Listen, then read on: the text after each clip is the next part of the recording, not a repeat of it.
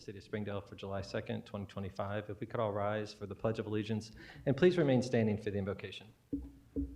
I pledge allegiance to the flag of the United States of America and to the republic for which it stands, one nation, under God, indivisible, with liberty and justice for all.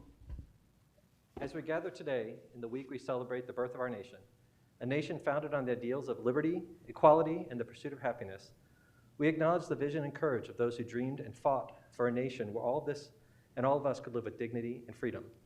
Let us remember the ongoing journey towards fulfilling these ideals, recognizing the challenges and imperfections that remain. Let us commit to working together across differences to build a more just and equitable society for all.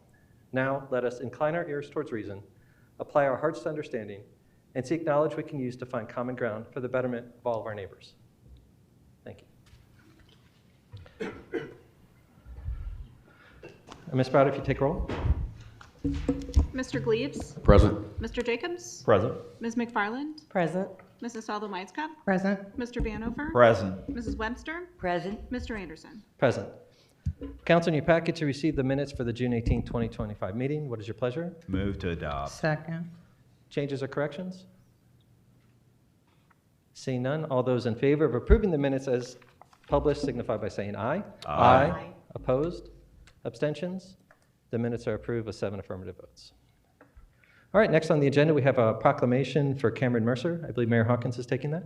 Thank you, Mr. President. And I'm going to come down here. I'm going to ask for Cameron to come.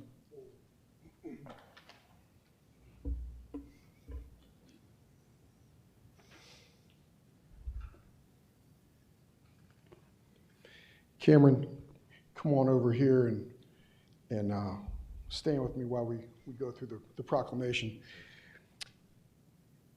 Whereas Cameron Mercer is a Springdale native with a passion for playing the sport of basketball, and whereas over the past several years, he has spent countless hours developing his basketball skills, including at the Springdale Community Center, and through his efforts has become a top player nationally. And whereas this year, Cameron was selected to the USA Basketball Men's U16 team and won a gold medal in the 2025 AmeriCup competition held in Juarez, Mexico, where the team competed against teams from Mexico, the Dominican Republic, Argentina, Brazil, Puerto Rico, and Canada. And whereas the selection process for the USA team began with 85 kids invited, and Cameron was successful through several rounds of tryouts until there were 12 kids remaining to compete on the extraordinary team going for gold in Mexico.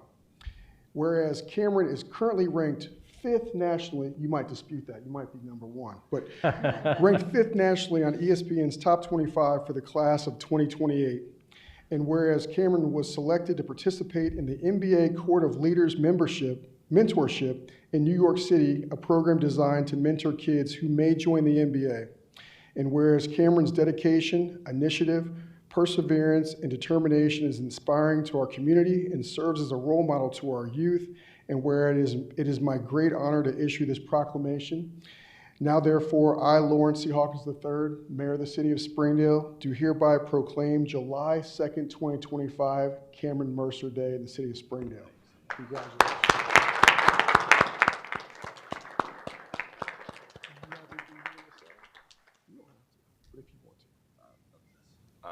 I appreciate you all for the opportunity. It means a lot. Just being from here, I've lived here for maybe 9 years now, and I've spent my whole life. I went to Springdale Elementary. I've been in this building before. I know that they used to use this for evacuation or something like that. So I've been here before. I just thank you all for this. It means a lot to me. Thank you.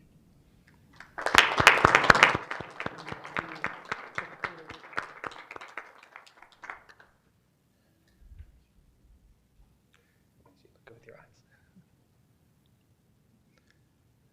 I think if you tilt the camera just right, you can have them be almost the same height.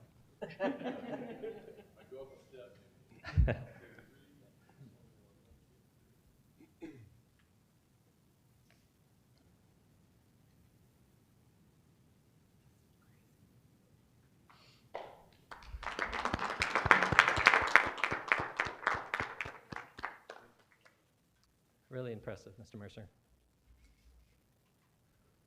All right. I think we're staying with Mayor Hawkins for Parks and Recreation Month proclamation. Yes, sir. I'll sit here for this one initially. Whereas parks and recreation programs are an integral part of our communities throughout this country, including the city of Springdale, and whereas our parks and recreation are vitally important to establish and maintaining the quality of life in our communities, ensuring the health of all citizens, and contributing to the economic and environmental well-being for our community and the region. And whereas parks and recreation programs building health, active communities that aid in the prevention of chronic disease, provide therapeutic recreation services for those who are mentally or physically disabled, and also improve the mental and emotional health of all citizens. And whereas parks and recreation programs increase a community's economic prosperity through the increased property values, expansion of local tax base, increased tourism and attraction and retention of businesses, and crime reduction. And whereas parks and recreation areas are fundamental to the environmental well-being of our community. And whereas parks and natural recreation areas improve water quality, protect groundwater, prevent flooding, improve the quality of air we breathe, provide vegetative buffers to development, and produce habitat for wildlife. And whereas our parks and natural recreation areas ensure the ecological beauty of our community and provide a place for children and adults to connect with nature and recreate outdoors. And whereas the U.S. House of Representatives has designated July as Parks and Recreation Month. And whereas the City of Springdale recognizes the benefits derived from parks and recreation resources. Now I, therefore, Lawrence C. Hawkins III, Mayor of the City of Springdale, do hereby proclaim July 2025 Parks and Recreation Month in the City of Springdale. Charlie, come forward, please.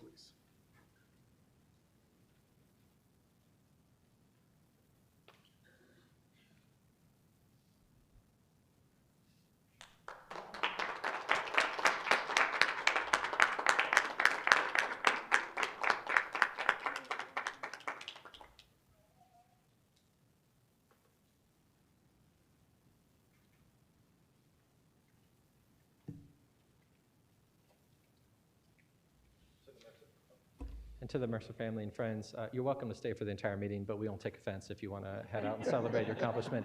Feel free, but you're welcome to watch us go through the process. Thank you, guys.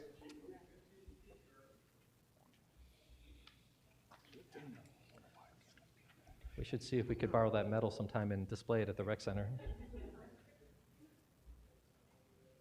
All right, moving on. Next we have committee and official reports. First up is Civil Service Commission. I know Mr. Coleman is out today. Ms. Morgan, did you have something for that? Thank you, Mr. President. The commission has not met since our previous council meeting, therefore there's no official report.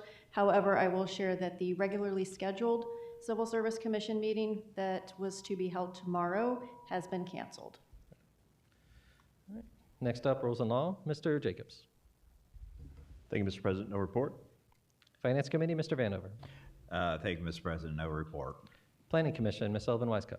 Thank you, Mr. President. There is no report, but our July meeting for next week was canceled, and we are anticipating an August meeting. Thank you. All right, next, Board of Zoning Appeals, Mr. Jacobs. Thank you, Mr. President. The Board of Zoning Appeals met on June 24th. All members were present except one member was unable to attend. Member Gleaves informed the chair that he would not be able to make it. There were two requests were heard. Case 202450730 was a request for a generator, not in a backyard. It was at 557 West Kemper Road. It was a corner lot. There was a very limited backyard situation due to space and electrical service concerns. It was learned from the applicant that a power outage at the address could negatively affect some medical equipment they had. So the board felt all those conditions set up a unique circumstance. The applicant satisfied the building department to the extent that they would add some foliage to cover up the generator, even though it would be facing across the street on that corner lot. At the end of the day, the placement of the generator was farther from other residents where it was, as opposed to if it had been moved in the backyard. As a matter of fact, if it was put in the backyard, it would not have been within code. So the board unanimously granted that variance. The other case was 202-50773. It was a request for a variance by the city itself, the Public Works facility at 335 Northern Boulevard. They were asking for variances for 2 zoning violations. Adding a brine tank, pump house, would be more than one accessory structure, and in doing so, it would exceed 10% of the main building in size, so there were 2 separate variances. The board recognized that as a public service, it was a unique circumstance, and it would benefit the entire city. So both variances were approved, but they were done with separate votes. That was done unanimously. Lastly, the board was tasked with nominating a member to serve on the new zoning review upcoming special committee. One nomination was put forth. That was member Michelle Gilmore. She received unanimous support. And that concludes my report unless there's a question or questions. Don't see any. Thank you. All right, next, Board of Health, Ms. McFarland. Thank you, Mr. President. No report. Capital Improvements, Ms. Sullivan Weisskopf. Thank you, Mr. President. No report. OKI, that's me. There's no report. We haven't met since our last meeting, though I will say the July meeting has been canceled. All right, next up we have the mayor's report. Mayor Hawkins. Thank you, Mr. President. First up, the property formerly known as as Cincinnati Mills Mall or Forest Fair Mall, which we had some discussion about in some prior months in the development that's going to go on there. Initially, the proposed plan involved 3 very large buildings on that site, and the concern for us is this abuts our residents that are on Bridgeport Lane in Beacon Hills. The latest proposed plan involves 1 building instead of 3 buildings, as you see there. They still intend to address the privacy fence that goes along our residents on Bridgeport's backyard that abuts the property. The other thing that's significant, and while the building is still very significant in size, the other thing that is a positive is, as of at least their initial plans, and this still has to go through a planning process to be approved, does have a bit more of a setback in terms of, as you can see, where the building is in the diagram. The section that's marked 9 is where there could be some additional expansion in time, but at least where things are situated right now, it gives a little bit more of a buffer space for our residents. The other thing that's significant as well is the primary aspect of parking is not abutting where our residents are as well. They've been very clear they want to have that circular path around the property, which there's been obviously traffic that's gone around the backside of that property with the residents that have been there on Bridgeport since time immemorial when they made that a mall. But to, again, not have trucks backing up there and have constant traffic back there is a plus. So this is still a matter that's going through the process. I know that Forest Park's going to have their Planning Commission meeting on July the 8th at 7 p.m. I'm not sure where they are with Fairfield, but Fairfield does have a Planning Commission meeting scheduled on July the 9th at 6 p.m. And this is moving forward. I do want to say again, appreciate any and all consideration that the elected officials have given from Forest Park, Mayor Brown, as well as the city officials from Fairfield. While they're not beholden to us, I think they have demonstrated they're giving us some consideration in our residents with regard to the situation we're in. So just want to say thank you to them. And is there, you said there's another, oh, sorry. And so there's an aerial shot of what that would look like. And again, this building is consistent with the ones that we have over in Commerce Park, and so it is of significant size, and any further setback away from our city line is helpful. So we wanted to give you an update with regard to where that stands. Also, we want folks to know the pool will be open on the 4th of July, and so folks should come out and celebrate Independence Day and splash around a little bit. There'll be some special games going on and activities. It will also be the first opportunity where we're going to be giving away our shirts this year for Springdale, and so folks want to come out. There'll be other opportunities. They'll have the opportunity to come out and grab a free shirt as well. So with that concludes our report. Don't see any questions. Thank you, Mayor Hawkins. All right, next we have the administrator's report. Mr. Yule. Thank you, Mr. President. Happy to report that I let everyone know that Kevin McKinney was selected as our Public Works Director. He started with us on Monday, so he was able to hit the ground running and was able to get caught up on a lot of different projects that are in motion and that are planned for this year. So we're happy to have him with us. Secondly, our renovations have started. As you can see, the LED lights went in. There is a little bit of a flicker that is going to be addressed. They had a couple control issues. They had to order some parts and pieces. To get them installed would require us to remove all of the seats again. So we didn't feel like this was the best week to do that. So pardon the little bit of flickering that we have behind the dais tonight, but that will be resolved before our next meeting. And the renovation is scheduled to begin on Monday. So we have contractors lined up to hit the ground running again on Monday to get everything wrapped up for our August 20th meeting. Thank you. All right, next, Law Director's report, Mr. Braun. Thank you, Mr. President. No report. All right, and the engineer's report, Mr. Riggs is out this week, so we can get caught up with him at our next meeting. All right, next, the Rental Program Committee, Mr. Vanover. Thank you, Mr. President. The rental committee is going to meet on July 23rd at 2 o'clock in caucus chamber immediately behind us. Perfect. All right, and then the Urban Farming Special Committee, Ms. McFarland. Thank you, Mr. President. The Urban Farming Committee met just prior to this meeting. We had sent some legislation over to Planning Commission for review, and they did send some questions back. So we met and got some answers to those questions. We will present those at the August Planning Commission meeting, as the July one has been canceled. And then hopefully whatever they decide to do with that, we will hear about late August then. That's it. Don't see any questions. That completes committee and official reports. We'll move on next to communications. Ms. Browder, are there any communications for council this evening? Yes, thank you, Mr. President. We do have a transfer for a liquor permit for Wawa, and I'll defer to Mr. Yule for any additional information. Mr. Yule?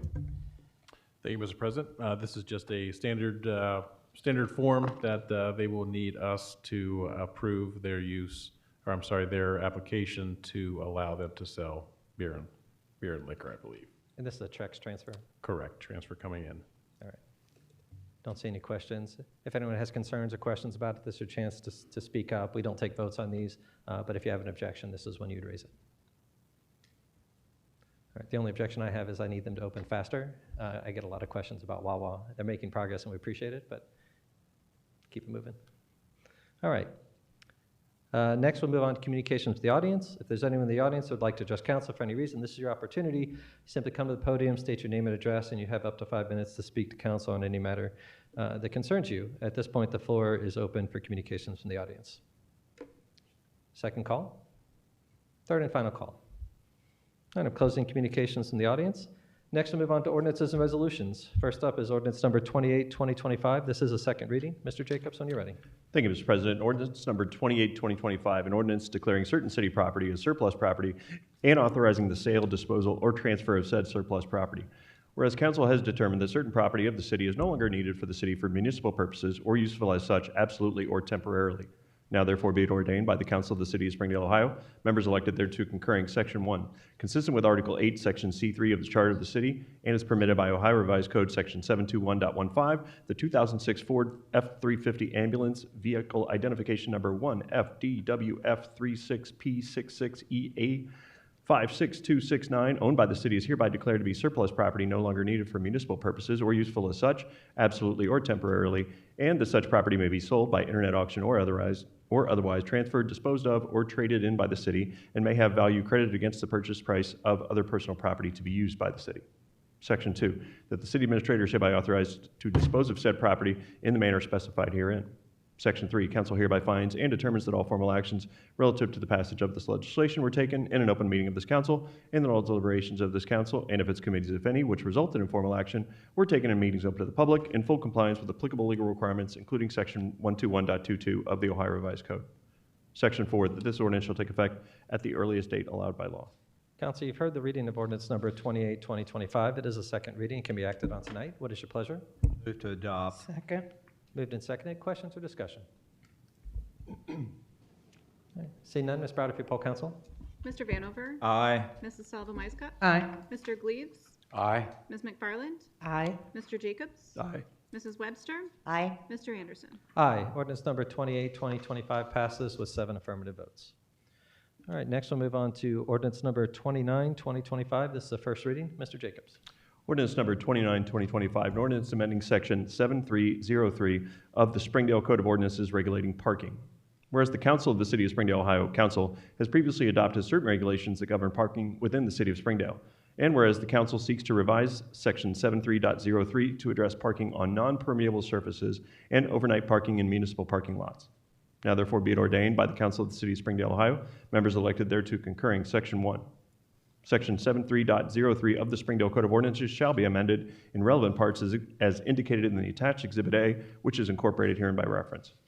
Section 2, that this council hereby finds and determines that all formal actions relative to the passage of this ordinance were taken in an open meeting of this council, and that all deliberations of this council, and of its committees, if any, which resulted in formal action, were taken in meetings open to the public in full compliance with applicable legal requirements, including Section 121.22 of the Ohio Revised Code.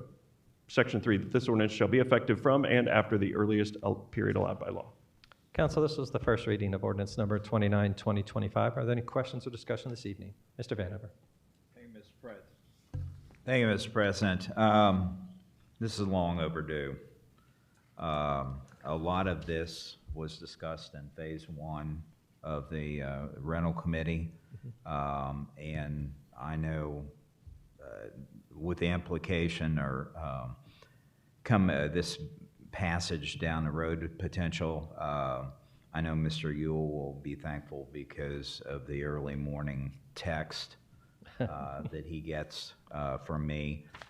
It's mind-boggling, the number of people that parking in yards, parking across the end of driveways.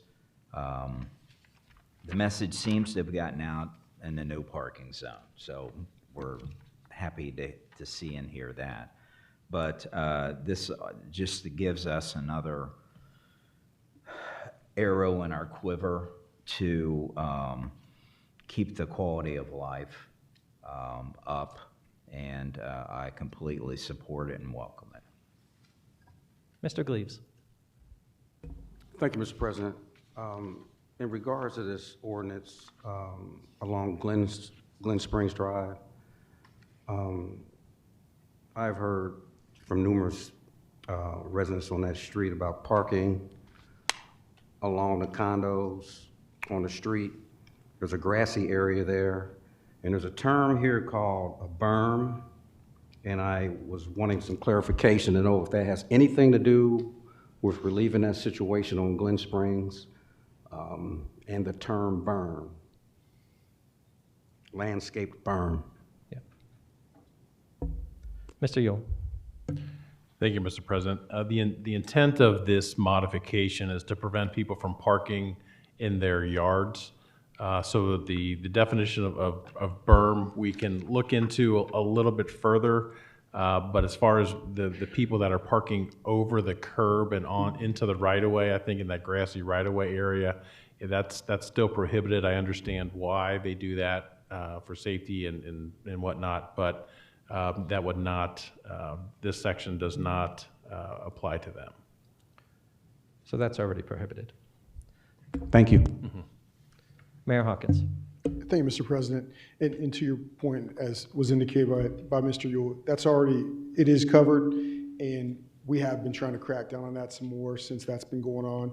We started out with those community pride notices, and then after maybe 30 days or so, those start turning into tickets. So know that it's still a thing we got to constantly look at, but it is something that our police department is actively pursuing. And I want everybody to know too, obviously this red line version is a little bit different than the one you guys had. The primary addition is the number 3 that's just trying to specify and differentiate between some of our other parking allowances. And so as we discussed it prior to the meeting, we wanted to make sure that we added that in so there wasn't any confusion. Thank you. That's helpful. As a follow-up to that, I know the original packet that went out included the older version that prior to reading. Is the updated exhibit is what's posted now on the website, or if not, can we make sure that it's updated? Yeah, thank you. All right. Any other questions or discussion? All right, seeing none, we will see this again at our next meeting. All right, that's the end of ordinances and resolutions. Next, we'll move on to old business. Is there any old business anyone on council or administration would like to bring forward? Mr. Jacobs. Thank you, Mr. President. For administration, and I'm not trying to be optimistic, I just know we won't meet for quite a bit. Is there any news on the mall development that you could share? Thank you. Mr. Yule, I believe you're on the spot. Thank you, Mr. President. I did have a call today with Mitch from Market Space Capital. They were still working through the demolition contract. They initially anticipated demolition to occur sometime the end of July, early part of August.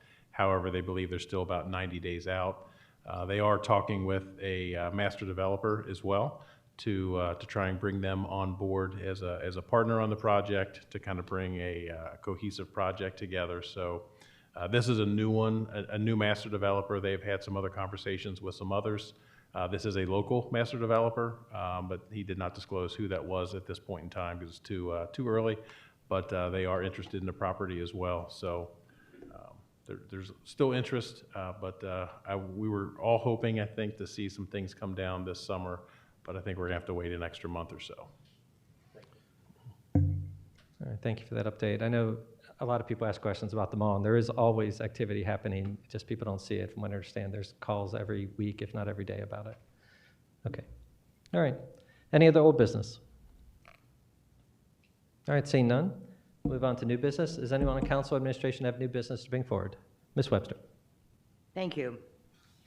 Before I go into my dissertation here for the administration, it's like somebody's been reading my mind with that last ordinance, but here it goes. I have some concerns for the administration. I assume everyone knows that Hooters has closed their doors permanently. Well, on Saturday, they closed on the 23rd. On June the 28th, there were people working on cars in their parking lot. On Sunday, June the 29th, there was a camper that was there until today, and they finally moved that. It was in the parking lot all those days, from Sunday to the day. I don't want this to be like Forest Fair Mall, where everyone is using this lot to park all the vehicles. I'm sure you all have been around there at Forest Fair Mall and know what it's like. Another concern I have is the lack of enforcement regarding the number of cars, trucks, and so forth parked in the yards. There is a yard on a very visible street, a major thoroughfare, that you would have to be blind in one eye and not be able to see out of the other one to notice this mess. And lastly, I have been talking to people lately about the city. The main comment is that the city is going to hell in a handbasket. A couple of the residents I was talking to were born and raised here, and that's exactly how they feel about this city. And I, as a 61-year resident, feel very sad about that statement. Thank you very much. All right, to be clear, are there specific things that you're asking for council or administration to look into related to? I said, I just want to make sure that we're taking your concern and acting on it if we need to. Were there specific actions or ordinances or changes that you're asking council or administration to look into, or is this a general announcement? I think most of it is I think most of it is the cars, the trucks, the way the yards are looking, and nothing seems to be done. It's there. I mean, this house I'm speaking of, it's been like that for a year or two, and nobody does anything, it seems, and that's very aggravating. And then the way the people that park in their neighborhoods, these particular people, they're parked in the grass, crooked way, every way. It's all that kind of stuff that's tearing our city down. And I have heard this from other people, a lot of people. They don't like the way things are going. So you're asking for more enforcement. You're not asking us to change the ordinances. You're not asking to create a new law other than the one we've talked about this evening? Mm-hmm. Okay. All right. All right. Mayor Hawkins. Thank you, Mr. President. Thank you for your comments, Councilmember Webster. I will tell you that our police department, our building department are vigilant. They may not see everything all the time, but I say to everyone, if you see something, please call in so that it's on their radar so they can address it. I get messages, as Mr. Vanover says, he gives messages to Mr. Yule. Everybody gets messages. I'm sure everybody up here gets messages. So if somebody sees something, I want them to please call in to the city so that we can take care of and address that situation. Well, someone evidently called on Saturday when they were out there working on cars. I didn't, but somebody must have. A policeman came by, was there for 10 or 15 minutes. I don't know what he was doing or saying, but then he left. And then after a while, then the mechanics left that were working on turning that into a car workplace. So, I mean, in that camper there, where I think, but I don't know, is that those array apartments, you know, they don't have a lot of parking in the garage. And I think a lot of that's gonna be overnight or out-of-town guests. And they're gonna see this big open lot, and they're gonna plop their campers or whatever else down there. So I should call every time I see something down there, then they might as well be parked down there permanently, the cops. Like I said, we've got good folks working in our building department and police department. They're trying to address things. You see something, you call in. I do the exact same thing. I mean, I can't tell you how many times I see somebody who's got a tent over by the gym over by US Bank. It's a Saturday morning. I call in. That's what we got to do. So we don't have, you know, 100 police officers on duty all the time to see everything. So we got to call. And so I was going down someplace in Westchester on my way back. There's 2 cruisers there.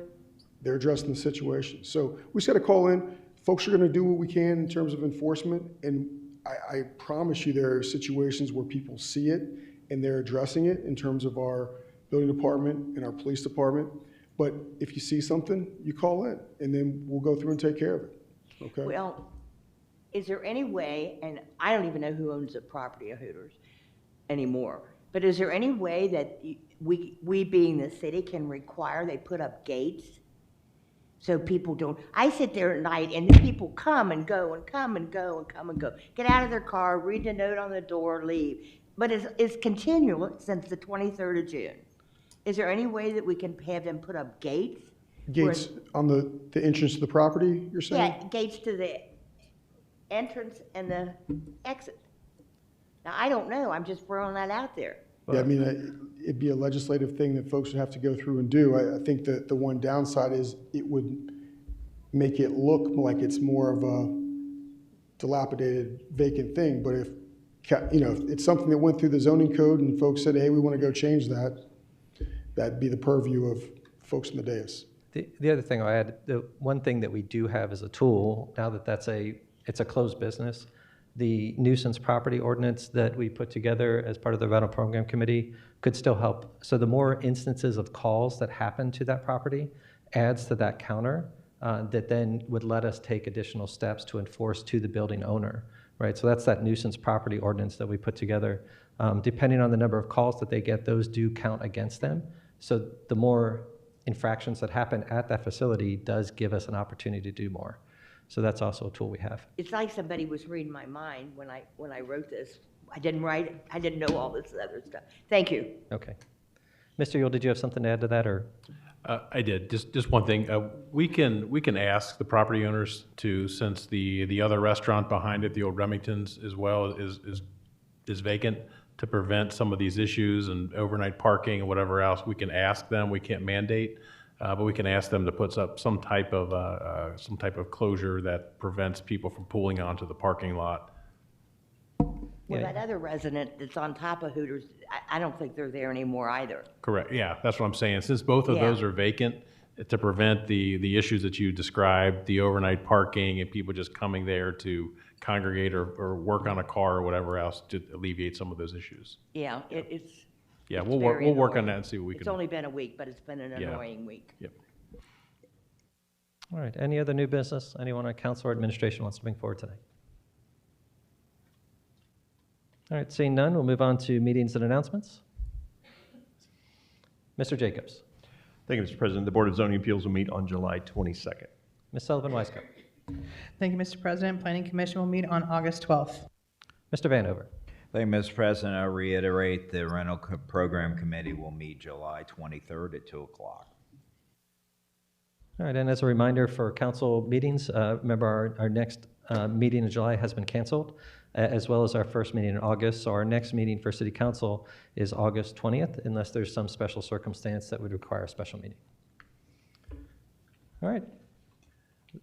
Next up, we have communications to the audience. This is the second opportunity for anyone in the audience that would like to address council for any reason. Simply come forward to the podium, state your name and address, and you can address council for up to 5 minutes. The floor is now open for communications from the audience. Second call. Third and final call. All right, I'm closing communications from the audience. Next, we'll move on to recap of legislative items and legislation still in development, in whichever order makes the most sense for Mr. Jacobs. Thank you, Mr. President. Council, as you review your legislative summary, item 1 was addressed by Ordinance 28, 2025, an ordinance declaring certain city property as surplus property and authorizing the sale, disposal, or transfer of said surplus property that received a second reading and 7 affirmative votes. Item 2 was addressed by Ordinance 29, 2025, receiving a first reading, an ordinance amending Section 73.03 of the Springdale Code of Ordinances regulating parking. That will be back for our August 20th meeting. The remaining items are in development and will receive a first reading at that August meeting. Item 3, an ordinance adopting supplemental appropriations and estimated receipts to adjust appropriations for current expenses and other expenditures and adjusted estimated receipts for the City of Springdale, Ohio during the fiscal year ending December 31, 2025. Item 4 will be before us in August, an ordinance reducing and recertifying special assessments levied for the purpose of constructing certain improvements and declaring an emergency. Item 5 will be before us, an ordinance authorizing the mayor and city administrator to enter into an agreement with the best bidder for the Springdale Industrial Park concrete repair and catch basin reconstruction project and declaring an emergency. Item 6 will receive a first reading in August, a resolution declaring the necessity of improving driveway aprons in the public right-of-way as part of the Springdale Industrial Park concrete repair and catch basin reconstruction project and authorizing the assessment of the cost for the improvements on certain lots and parcels of property. Item 7 will be at our August meeting, a resolution authorizing the filling of continuing disclosures with the Municipal Securities Rulemaking Board related to the March 2017 street improvement bonds. And lastly, for our next meeting, item 8, an ordinance authorizing the mayor and city administrator to execute an agreement with the Regional Income Tax Agency, RITA, to participate in the Regional Council of Governments for the purpose of administration and collection of municipal income tax in the city of Springdale, Ohio. Unless anything else is forthcoming, that's what we have. All right, don't see anything else. All right, all that's left before us is item 17. Move to adjourn. We're adjourned. Thank you, everyone.